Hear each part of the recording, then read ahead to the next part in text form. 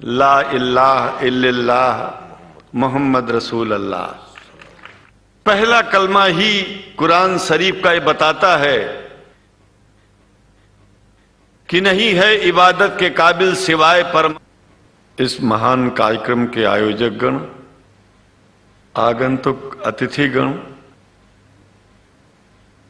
एवं धर्म प्रेमी सज्जनों,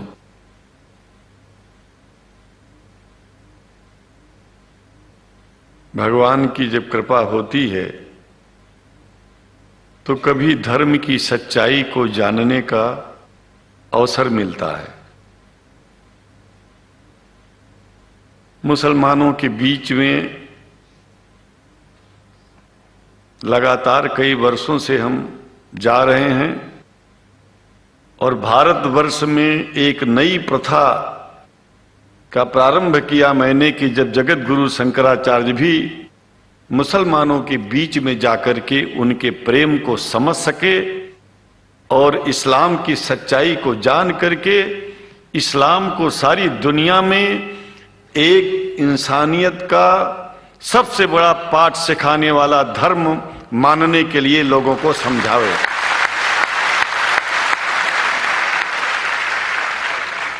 जब लोग इस्लाम को बेदर्द, मुसलमान को बेदर्द, तलवार के जोर पर चलने वाला धर्म बताते हैं तो अगर शायद धरती में कोई दुखी होता होगा तो सबसे ज्यादा दुख मुझको होता है।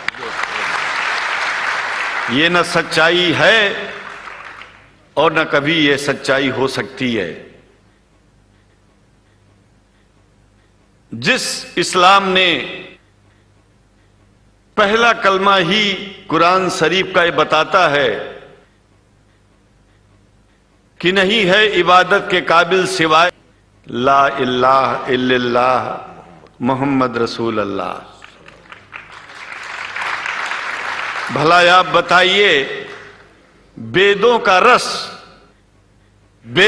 रस निचोड़ करके मोहम्मद साहब ने परमात्मा की इबादत करके परमात्मा के पैगाम को एक ही कलमे में दे दिया। इससे बड़ा ग्रंथ दुनिया में और क्या हो सकता है।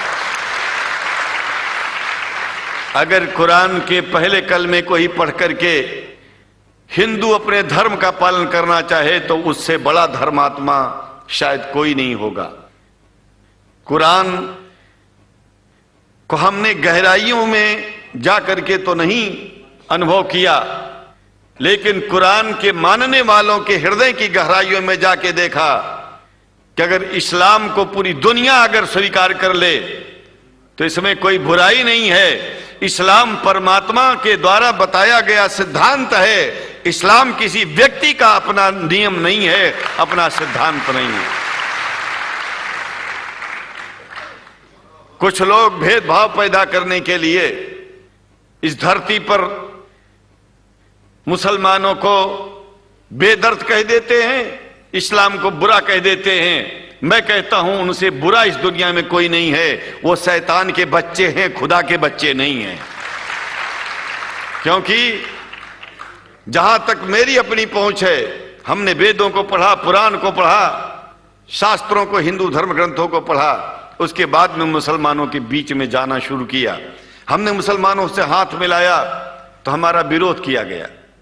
ये अंडा खाने वालों से हाथ मिलाते हैं, शंकराचार्य कैसे हैं? अरे हमने कहा कि तुम्हारी समझ में नहीं आ रहा है। वो 5 बार इबादत कर लेते हैं खुदा की, तुम घास खाते हो और एक बार भी इबादत नहीं करते हो, तो तुमसे बड़ा अधर्मी दुनिया में कौन है? तुम अपने अधर्म को देखो। किसी के पवित्रता के सिद्धांतों का विरोध करना पहला अधर्म है।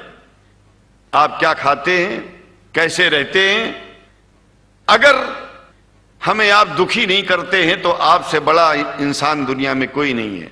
हम घास खाएं और आपके दिल को चोट पहुंचाएं तो हमसे बड़ा अधर्मी कोई नहीं है दुनिया में।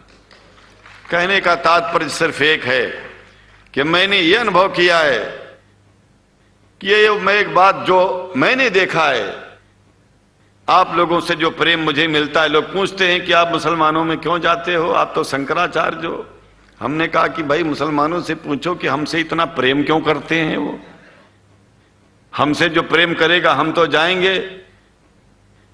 कहा फिर क्या हम प्रेम नहीं करते क्या? हमने कहा कि हम तो तुम्हारे बीच में पैदा हुए और तुम मुसलमानों से प्रेम नहीं करते, इसलिए हम तुमसे प्रेम नहीं करते। मैं आप लोगों के बीच में आकर के एक बात बताता हूं। कुछ समय से हिंदू धर्म के नाम पर कुछ संस्थाएं हिंदू मुसलमानों में भेद पैदा करने के लिए कुछ ऐसा कार्य किया जिसकी वजह से आम हिंदू, सीधा साधा हिंदू बेचारा जान ही नहीं पाता है इस्लाम क्या है और सनातन धर्म क्या है। सनातन धर्म और इस्लाम में कोई भेद नहीं है और हिंदू धर्म तो कोई धर्म ही नहीं है। सनातन धर्म धर्म है और शायद जो संस्कृत का सनातन शब्द है, अगर किसी भाषा में उसको इस्लाम कहा जाए तो कोई बुरी बात नहीं है। इस्लाम और सनातन में कोई भेद नहीं है, क्योंकि परमात्मा एक है, परमात्मा सबका है। यह संदेश ऋषियों मुनियों ने दिया और यही संदेश परमात्मा का भेजा हुआ संदेश स्वयं हमारे मोहम्मद साहब ने इस पैगाम को हमको दिया। तो हम भेदभाव क्यों करें? यहां पर भारत का मुसलमान, एक बात बिल्कुल मैं स्पष्ट बता रहा हूं आपसे, अगर भारत का मुसलमान सो गया तो भारत सो जाएगा। इसलिए भारत को जगाना है तो मुसलमानों को जागते रहना पड़ेगा। भारत जाग जाएगा, पूरी दुनिया जाग जाएगी। यह भी मैं जानता हूं कि भारत के सच्चे हिंदुओं को, जो सच्चे सनातन धर्मी हैं, उनको मुसलमानों से प्रेम चाहिए, उनको मुसलमानों से भेद नहीं चाहिए। अगर कोई अच्छा हिंदू है, सच्चा हिंदू अपने को कहता है, तो पहले तो सनातन धर्म को मानता हो। अगर हिंदू की परिभाषा सनातन धर्म से हट करके कोई परिभाषा है, तो ऐसे हिंदू धर्म को मैं तिलांजलि देता हूं। हिंदू धर्म कुछ नहीं है। फिर हिंदू धर्म वही है जो वेद को माने, पुराण को माने और सनातन को माने।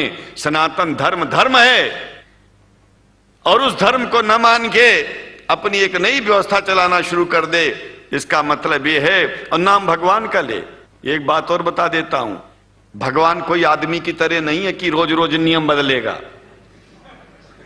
रोज रोज नियम बदलना आदमियों का काम है।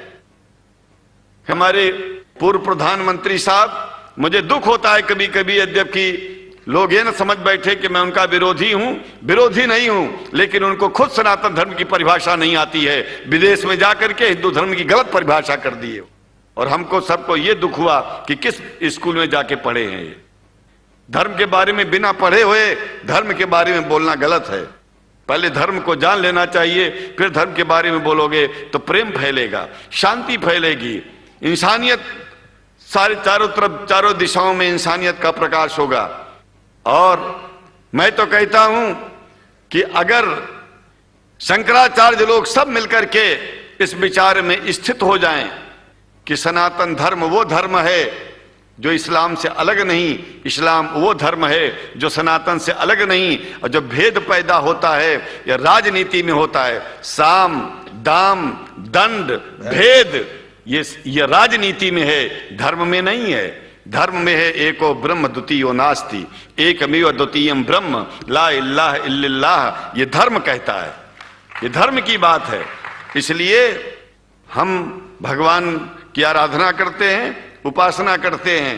परमात्मा एक है और परमात्मा बार बार नियम नहीं बदलता कि धरती पर इंसान बदलते जा रहे हैं तो परमात्मा अपना नियम बदलता चला जा रहा है।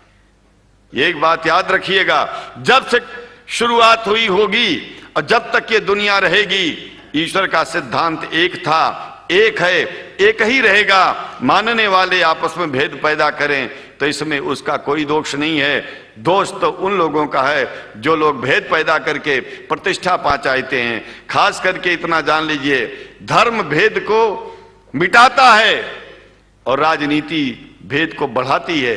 राजनीति का स्तर केवल राष्ट्र की व्यवस्था तक है और धर्म पूरे विश्व के लिए है। राजनीति से केवल आप देश का हित कर सकते हैं, लेकिन अगर विश्व का हित करना चाहते हैं तो धर्म की आवश्यकता है। और वो धर्म कुरान में स्पष्ट रूप से अच्छी तरह से समझाया गया है, बताया गया है। हमें हिंदी की कुरान भी प्राप्त है, उपलब्ध है, आज अंग्रेजी की भी मिल गई है। और हम तो चाहते हैं हाँ, कुरान शरीफ सारी दुनिया में अगर इस ग्रंथ को पहुंचाया जाए, और पहुंचाना चाहिए। मैं तो मुसलमानों से एक जरूर बात कहूंगा कि आप लोग एक चीज का ध्यान दें, आपके पड़ोस में जिस भी भाषा को जानने वाला व्यक्ति रहता हो, जिस भी भाषा को, कोशिश कीजिए कि आप इस कुरान जैसे पवित्र ग्रंथ को उसको उसकी भाषा में पहुंचाइए। और मेरी समझ में सारी दुनिया में एक कुरान पहुंचेगा तो सारी दुनिया में शांति होगी, सारी दुनिया में अमन होगा, और सारी दुनिया में ऐसे ही इतने प्रेमियों के बीच में शंकराचार्य को पहुंचने में और बोलने में कोई दिक्कत नहीं होगी, संकोच नहीं होगा। आप लोग भी निडर हो जाइए, आप लोग भी संकोच छोड़िए। हम जानते हैं कभी कभी संकोच में, कभी कभी इस देश के कुछ जो फिरका परस्त लोग हैं उनकी उल्टी सीधी योजनाओं में हम लोग एक दूसरे से मिल नहीं पाते। हम हाथ पसारे हुए आपके सामने खड़े हैं, आए हैं, हम आपको गले से लगा रहे हैं, लगाते हैं, दिल भी मिलाएंगे, गला भी मिलाएंगे, और जरूरत पड़ गई तो आप लोगों के लिए दिल कटाने की और सिर कटाने की जरूरत पड़ जाए तो इस्लाम के लिए शंकराचार्य आपका साथ देगा। क्योंकि शंकराचार्य जानते हैं इस्लाम धोखा नहीं है, शंकराचार्य जानते हैं इस्लाम बर्बादी का रास्ता नहीं है। शंकराचार्य को पता है कि जो वेद में लिखा है वही कुरान में लिखा है, इसलिए हमारा धर्म नहीं छूटेगा, हमारा धर्म और आगे बढ़ेगा।